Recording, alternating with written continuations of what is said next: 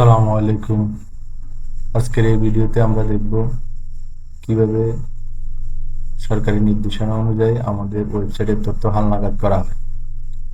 এই জন্য প্রথমে আমাদের সেটিংস মেনু আওয়ার প্রোফাইল অপশনে যেতে হবে।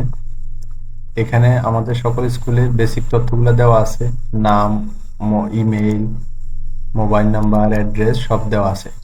গুরুত্বপূর্ণ দুইটা ফাইল, যেটাকে বলা হয় স্বীকৃতির কপি এবং এমপিও ফাইল, এই দুইটা ফাইল আমাদের এখানে যে ইনস্টিটিউট অ্যাপ্রুভাল লেটার, এটা এখান থেকে আমাদেরকে সিলেক্ট করে দিতে হবে। এরপরে হচ্ছে এমপিও ফাইল, যেটাকে আমরা বলতেছি, এটা এখান থেকে সিলেক্ট করে দিতে হবে। এরপরে হচ্ছে আমাদের বিদ্যালয় সম্পর্কে, যেটা অ্যাবাউট আস বা আমাদের সম্পর্কে যেটাকে বলা হয়, এটা আমরা এখান থেকে আপডেট করে দিতে পারবো বা যে কোনো জায়গা থেকে কপি পেস্ট করে দিতে পারবো।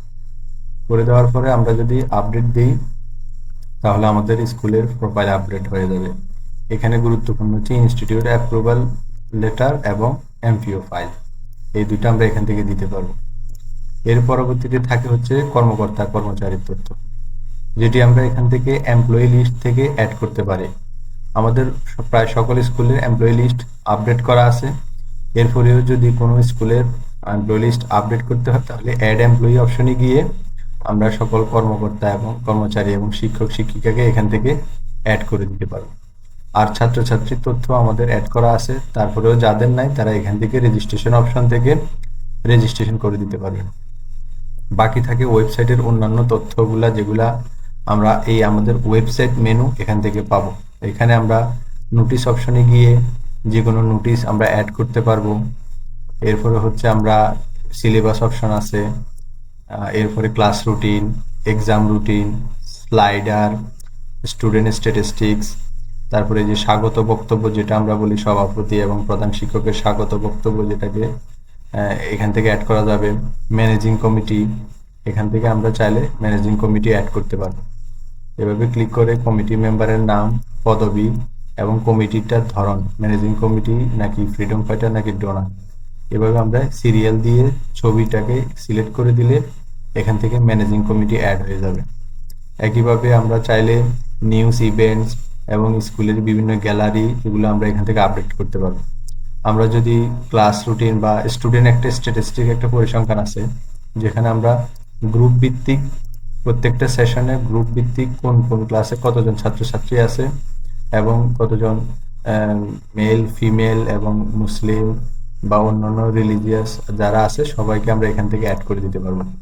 মোট কথা হচ্ছে চিঠি অনুসারে যেটা হচ্ছে একটা ওয়েবসাইটে শিক্ষক শিক্ষিকা ছাত্রছাত্রীর তথ্য, তারপরে notice, syllabus, class routine, exam routine, এগুলো থাকতে হবে এবং স্বীকৃতির কপি এবং এমপিও ফাইল আপলোড থাকতে হবে, যেটা আমরা আমাদের এখান থেকে দেখাইছি।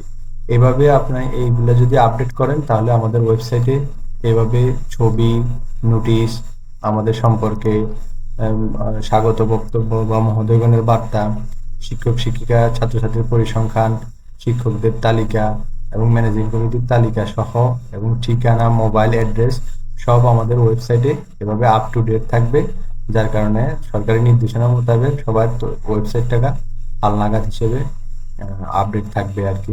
এভাবে আপনারা চাইলে আরেকটি বিষয় বলে রাখা ভালো, আমরা যে এমপিও ফাইল অথবা স্বীকৃতির কপি আপলোড করব, সেটি আমাদের ওয়েবসাইটের এখানে এমপিও জাতীয়করণ এবং পাঠদানের অনুমতি বা স্বীকৃতি, এই দুইটা মেনুতে ক্লিক করলে দেখতে পাওয়া যাবে। আর যেগুলো আমরা আপলোড করব, আমাদের সিলেবাস, ক্লাস রুটিন, পরীক্ষা রুটিন, উপস্থিতি, নিউজ, ইভেন্টস, এগুলো আমাদের এই মেনুতে পাওয়া যাবে।